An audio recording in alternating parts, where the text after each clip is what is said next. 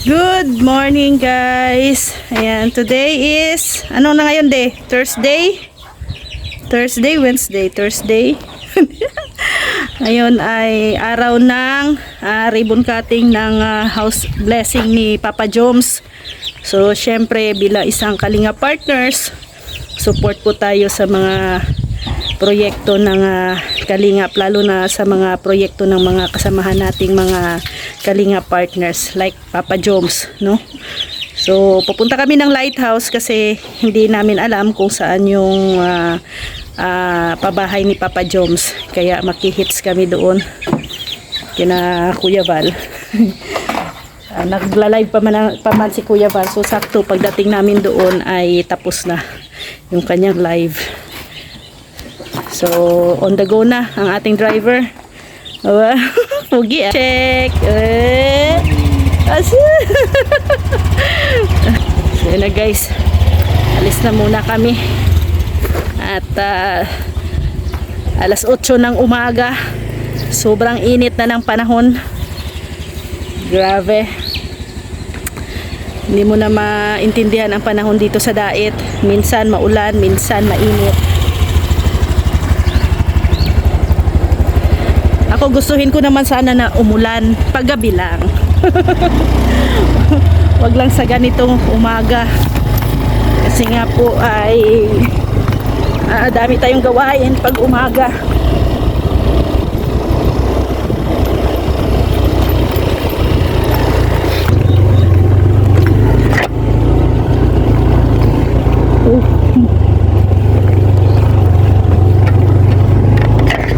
Bahay ni Papa Joms, so, ha? Malaki ang bahay ni Carla, oy. Nakaharap talaga sa bahay Ni Papa Joms. yung ano ni Papa Joms, yung bahay niya. Nakaharap talaga ni Joms. Oh, nakaharap kay Carla Bells.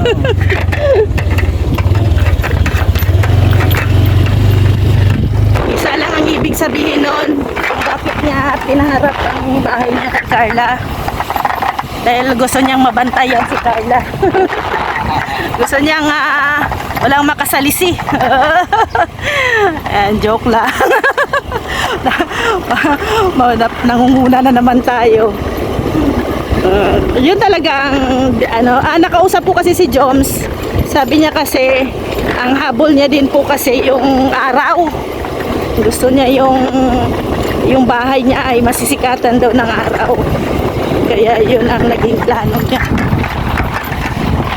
Attend kaya si Carla Bells ngayon. Ribbon cutting ni Papa Joms. Abangan natin. Abangan natin syempre kung pupunta si Carla Bells mamaya sa ribbon cutting ni Papa Joms. Pangilang pabahay na ba to? Parang first time to na pabahay ni Papa Joms dito sa Dait, ano? Kasi mostly na pabahay niya na sa ay Naga. Ang alam ko San Felipe yata yun. Ayan. Siyempre full support tayo, Team Kalingap.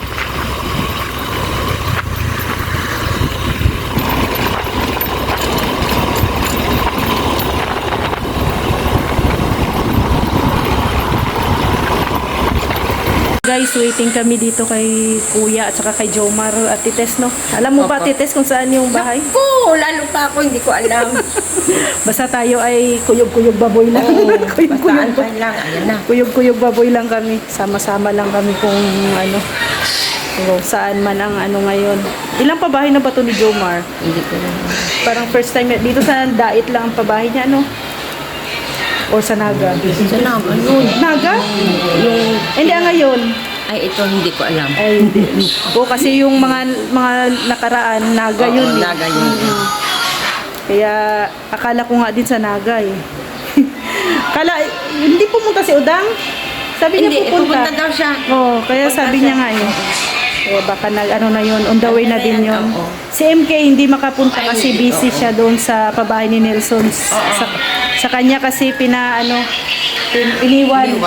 ni Nelson yung pabahay, kaya hindi daw siya Umaga pa, alas 5, sinat ko na siya para alam niya na. hindi daw siya, oo. sinabihan ko din. Yung pag-chat mo sa akin, mga ano, oo, nagsabi din ako sa kanya. So dito tayo guys. So abang tayo ng ano, malaki ng pagbabago ng lighthouse guys. Oh, may mga bubong na hindi na mainit. Dati mainit, no? Ngayon okay na, hindi na. Pag tag-ulan na din, okay na din. Hindi na din ano dito maulanan. Malaki na, lumaki lalo ang lighthouse eh. Tapos gumanda tong kusina. Ayan oh, galing ni Tatay Junel. Si Tatay Junel po ang gumawa nito. Siguro pag magbahay sila Krista doon sa Alawihaw, si Tatay Junel din ang magmamanage doon, ano?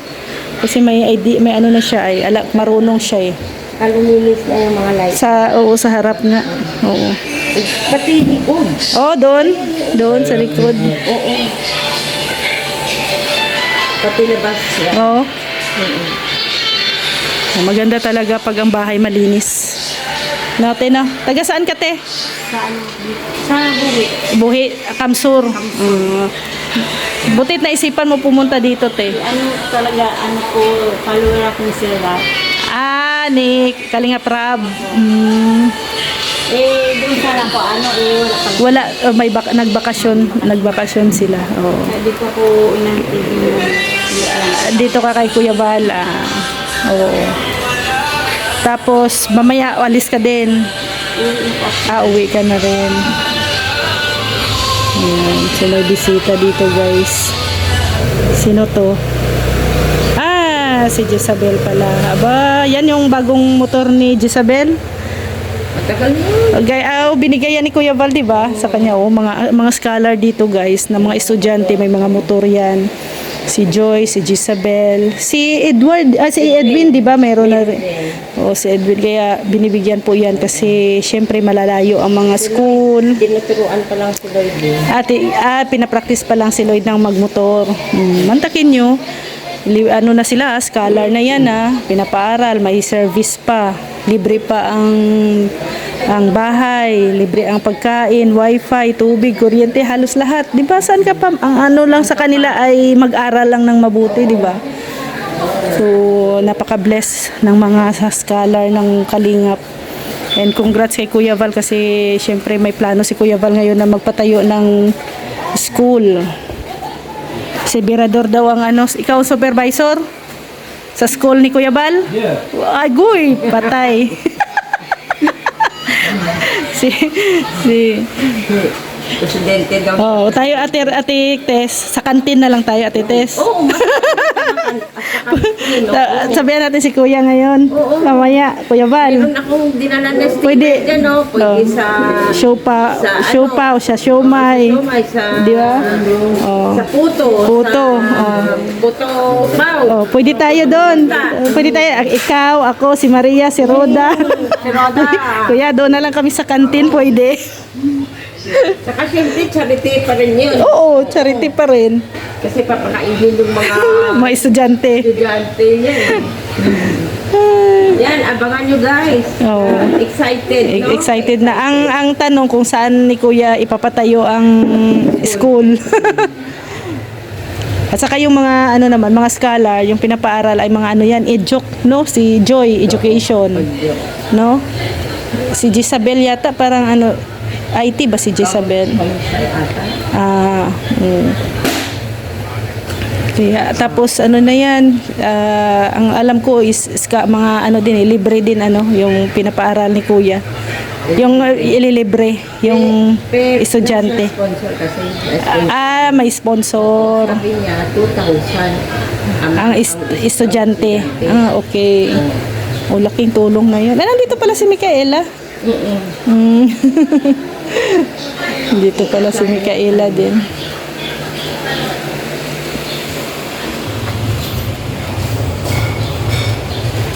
Hi!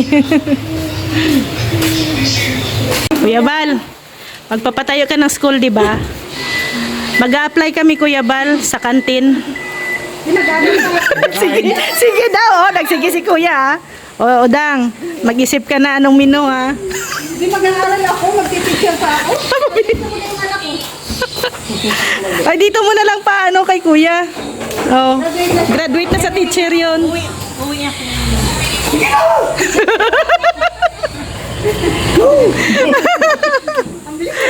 Ang bilis ng desisyon ni kuya eh. Ano mga asawa? Oh. Ayan, punta na kami sa ribbon cutting guys ng pabahay ni Jomar. Ayan, si Roda. Uy, yung speaker. Ayan o. Saan yan ilalagay? So, Dang, mag-isip na tayo ng menu natin sa kantin. Si Acid talaga. Nawala naman na si Acid. Nawala. Si Acid talaga ang ano eh.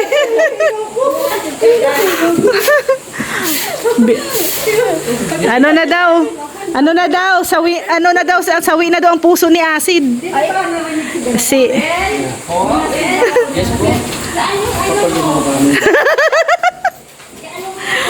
Kasi nawala na si Elton, tapos nawala pa si Roda. Oh. Di.